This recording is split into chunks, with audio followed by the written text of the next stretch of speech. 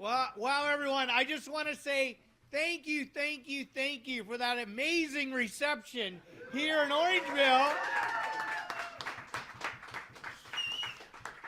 And can we have a shout out for a proven local leader who can get things done in Sandy Brown?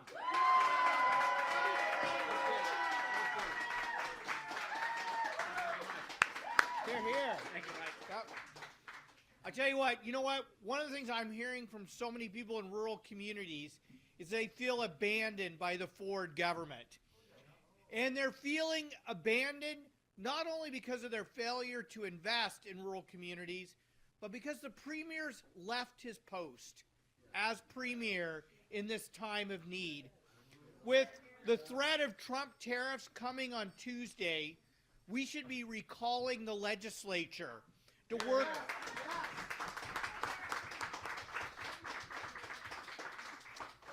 We should be recalling the legislature to work across party, jurisdictional, and sectoral lines to show Trump strength through unity, to pass legislation to respond to this direct threat to Canadian workers, Canadian jobs, and Canadian companies.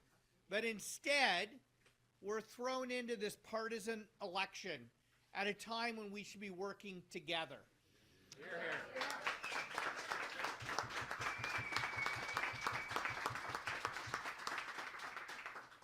And so Ontario Greens have put forward a plan to how we respond to these tariffs, and it really starts with us working together. And I want to say to the Premier, shame on you for being so selfish, putting your job ahead of the jobs of Ontarians.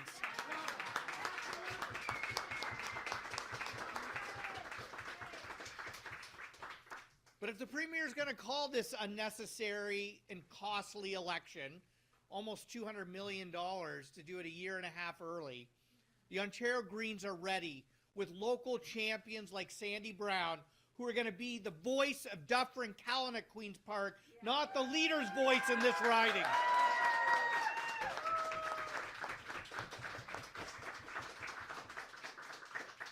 A local candidate who's going to say, let's build homes we can afford without paving over our farmlands, our wetlands, and the places we love in Ontario. Hear, hear.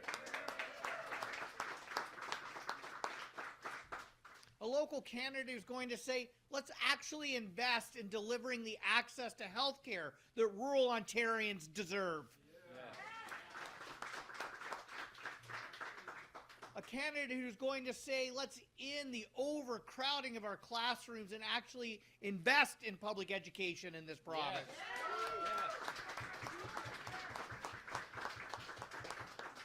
A candidate who's going to say, let's protect the people and places we love by saying no to Highway 413.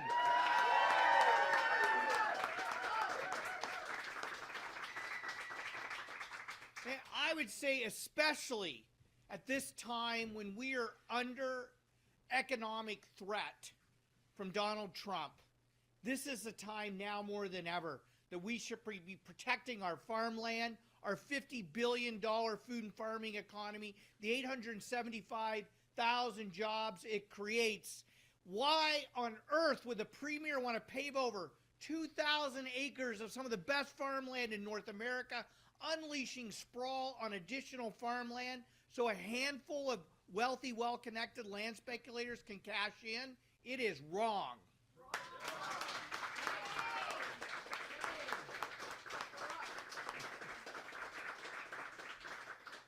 So we are not going to allow this Premier to get away with abandoning rural Ontario in the same way he's abandoning his post as Premier right now, because across this province, and especially right here in Dufferin, Caledon, we have a local champion who is going to be your voice at Queen's Park, who is not going to let this government get away with abandoning rural Ontario, who's going to hold, like, we're getting fired up here, folks.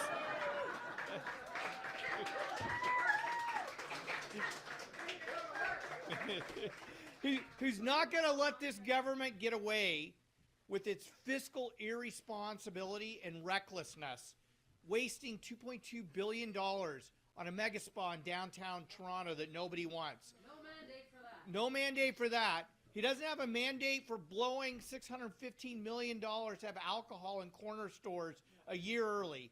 He doesn't have a mandate to spend hundreds of billions of dollars tunneling under the Highway 401.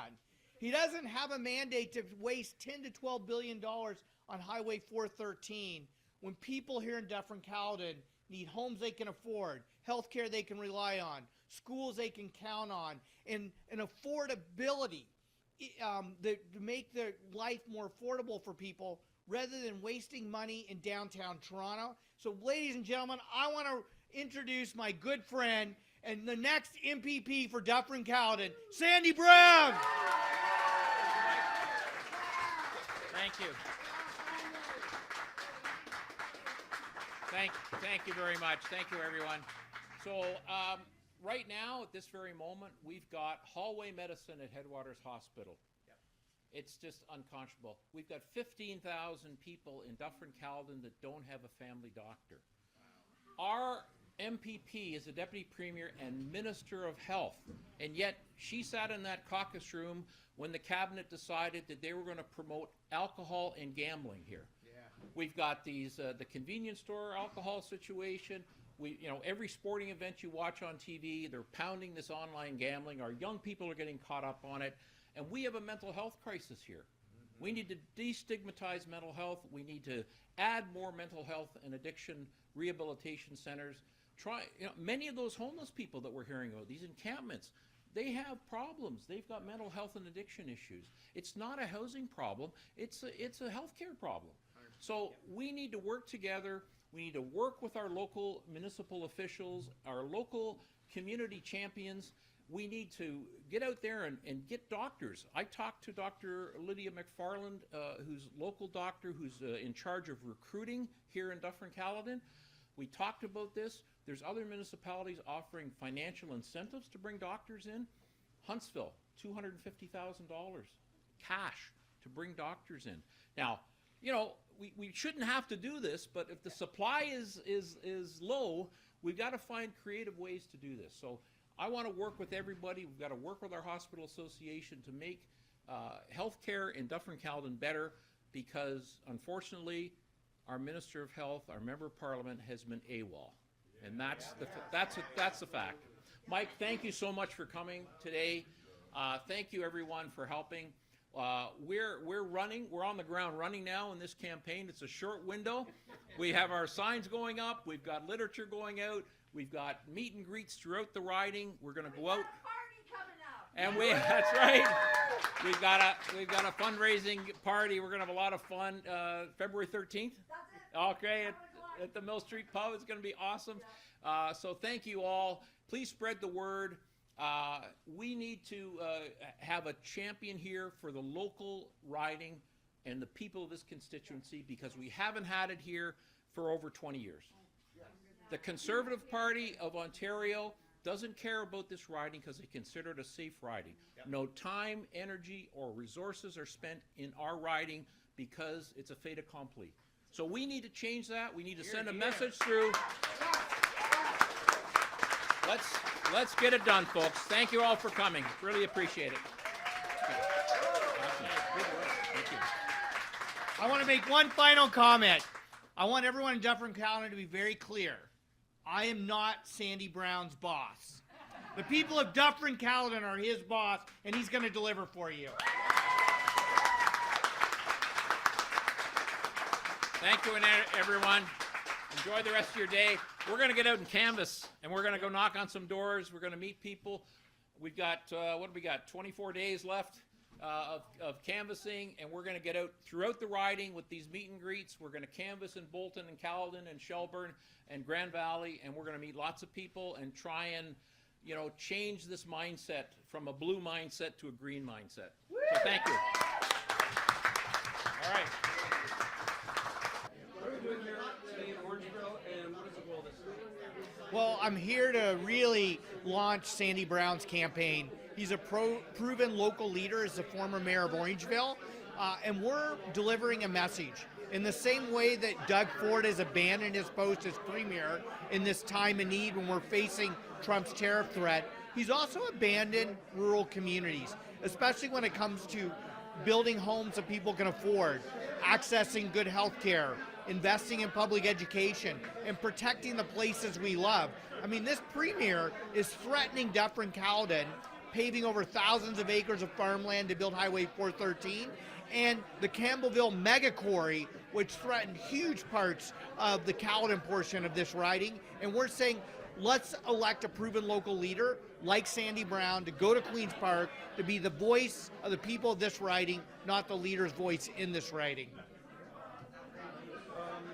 Are there any specific plans for the Greens and the Dufferin Caledon district? Yeah, I've already been out knocking on doors prior to the election call with Sandy Brown. We'll be knocking on doors with Sandy later today. And we have, as you can see, a ton of energy in this room because people are excited to elect a local leader like Sandy to be their advocate at Queen's Park, not the leader's advocate in the riding. Any response regarding Trudeau's tariff decisions or any comments on Doug Ford's decisions with the LCBO stopping U.S. supply chains? Well, I think we should take U.S. alcohol off our shelves at the LCBO, and I think we have to hit back, and we have to hit back hard against this Trump tariff threat. But what's so disappointing right now is how selfish Doug Ford is, that we should be recalling the legislature this week to work across party lines to ensure that we bring in legislation to support Ontario workers, Ontario jobs, and Ontario companies. But unfortunately, we can't do that because Doug Ford has called this unnecessary, irresponsible, and expensive election at a time when we should be working across party lines. Is there anything specific that you want to address that we haven't talked about? Well, I think one of the things that the Premier needs to put together is a tariff task force that brings leaders from all political parties, all sectors of our economy, and within jurisdictions in Ontario to develop an Ontario response in line with the Canadian response to this trade war. Great, thanks. Absolutely.